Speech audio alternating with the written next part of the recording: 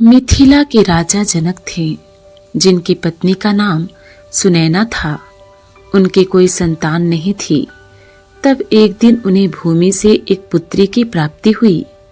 उन्होंने इसे भगवान का आशीर्वाद समझकर अपनी पुत्री के रूप में अपना लिया तथा उनका नाम सीता रख दिया। सीता को अपनाने के कुछ वर्षों के पश्चात उन्हें भगवान की कृपा से स्वयं की पुत्री भी प्राप्त हुई, जिसका नाम उर्मिला था। उर्मिला की 2 चचेरी बहनें भी थीं, जिनका नाम मांडवी व श्रुति कीर्ति था। चारों बहनें एक साथ पली बढ़ी व राजसी आनंद लिए। फिर एक दिन उर्मिला की बड़ी बहन सीता का स्वयंवर आयोजित किया गया, जिसमें अयोध्या के राजकुमार श्री राम विजयी रहे। सीता का विवाह श्री राम के साथ हो गया। उसके बाद उनके पिता जनक ने अयोध्या से घनिष्ठ संबंधों को स्थापित करने के लिए अपनी बाकी 3 पुत्रियों का विवाह भी अयोध्या के राजकुल में करवाने का निर्णय लिया। श्री राम के 3 छोटे भाई थे, जिनमें उनके सबसे निकट व प्रिय लक्ष्मण थे। लक्ष्मण को भी श्री राम अपने जीवन से अधिक प्रिय थे। अतः सीता की सगी बहन उर्मिला का विवाह लक्ष्मण के साथ करवाने का तय किया गया।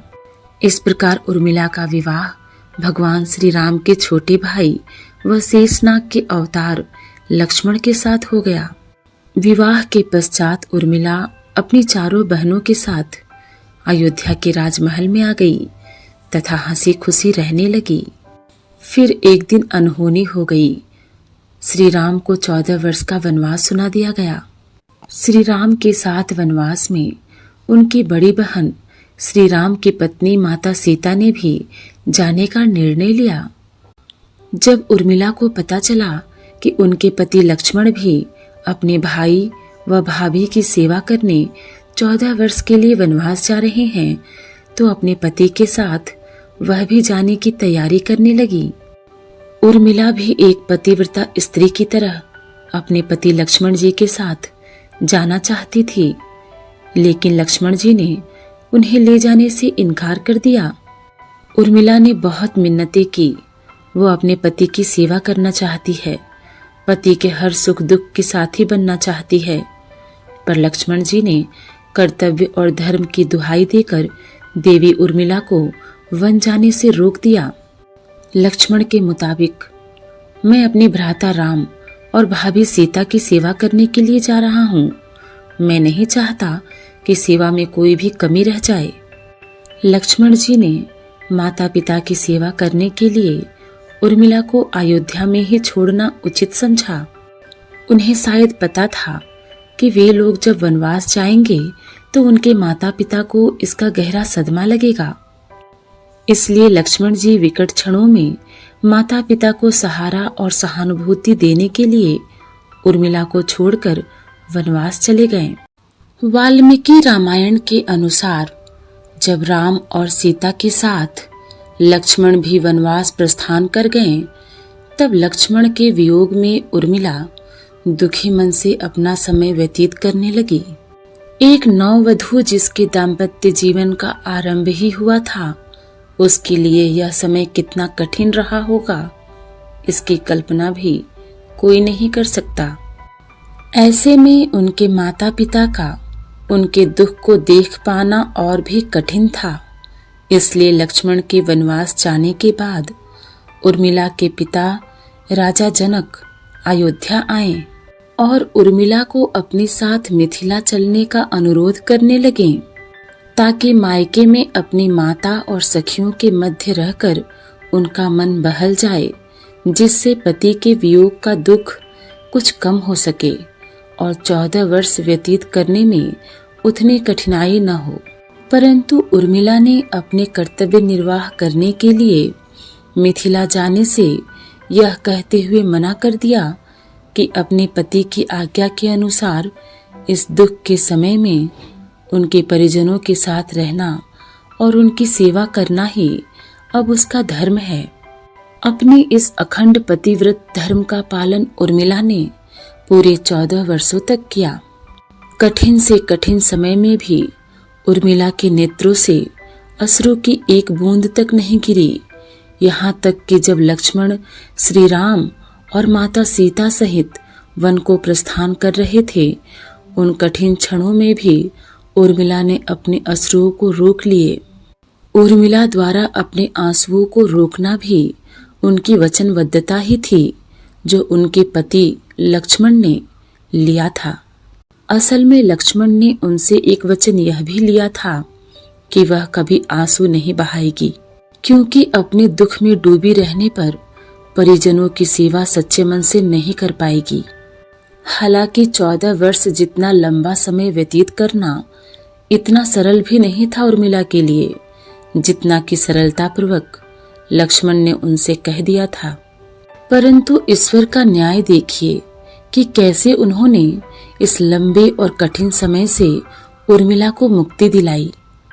वनवास की पहली ही रात्रि थी और जब राम तथा सीता के सो जाने के उपरांत भी लक्ष्मण उनकी सुरक्षा में जाग रहे थे, तभी निंद्रा देवी प्रकट हुई और उन्होंने लक्ष्मण को भी सो जाने के लिए कहा।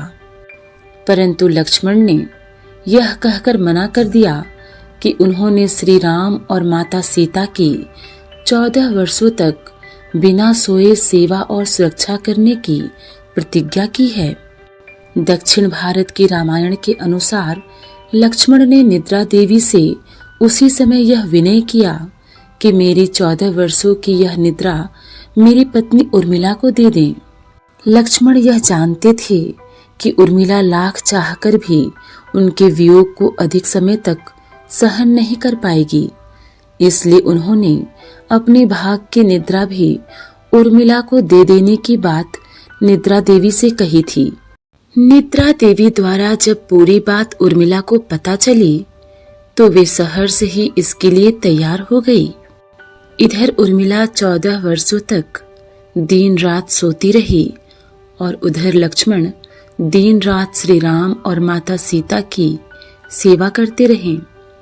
इस प्रकार उर्मिला ने अपने पति धर्म का निर्वाह किया और लक्ष्मण ने अपने भ्रातृ धर्म का पालन किया। किंतु एक प्रश्न आपके मन में अवश्य उठ रहा होगा कि यदि निद्रा देवी के प्रभाव में आकर उर्मिला 14 वर्षों तक अयोध्या में सोती रही, तो उन्होंने माताओं की सेवा करने का लक्ष्मण को जो वचन दिया था उसे पूरा कैसे किया?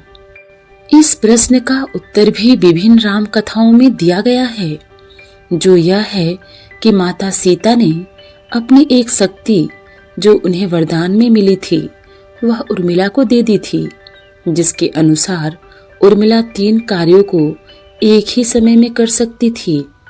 विभिन्न राम कथाओं में एक और प्रसंग का उल्लेख किया गया है, जिसमें बताया गया है कि जब लक्ष्मण को निद्रा देवी ने यह वरदान दिया था कि वे 14 वर्ष के लिए उन्हें निद्रा से मुक्त करती है और उनके भाग की निद्रा उनकी पत्नी उर्मिला को देती है, तब निद्रा देवी ने लक्ष्मण से यह भी कहा था कि जब वह अयोध्या लौट आएंगे तो उर्मिला की निद्रा टूट जाएगी और तब लक्ष्मण को सोना पड़ेगा। निद्रा देवी के दिए वचन के अनुरूप लक्ष्मण के अयोध्या पहुंचने पर उन्हें समय अनुसार निद्रा ने घेर लिया, जिस कारण वे श्री राम का राज तिलक नहीं देख सके। श्री राम का राज तिलक उनके स्थान पर उनकी पत्नी उर्मिला ने देखा। रामायण में उर्मिला का महत्वपूर्ण योगदान रहा है। कुछ पौराणिक मान्यताओं के मुताबिक माना ये जाता है कि उर्मिला के उन नाजुक कंधों पर लक्ष्मण जी बहुत बड़ा दायित्व डालकर चले गए। किसी भी स्त्री के लिए विवाह उसके संपूर्ण होने की निशानी होती है। वैवाहिक जीवन के वे अनमोल पल, वो जीवन सरिता जो कोई भी नववधु अपने पति के साथ गुजारती है या गुजारना पसंद करती है, शायद वो पल उर्मिला के नसीब में नहीं थे। इस दुनिया की कोई भी नववधु अपने पति से कुछ समय के लिए भी दूर नहीं रह सकती। देवी उर्मिला अपने पति से 1 नहीं 2 नहीं बल्कि पूरे 14 साल अलग रही। भला किसी नवविवाहित स्त्री के लिए इससे बड़ा त्याग और समर्पण क्या हो सकता है।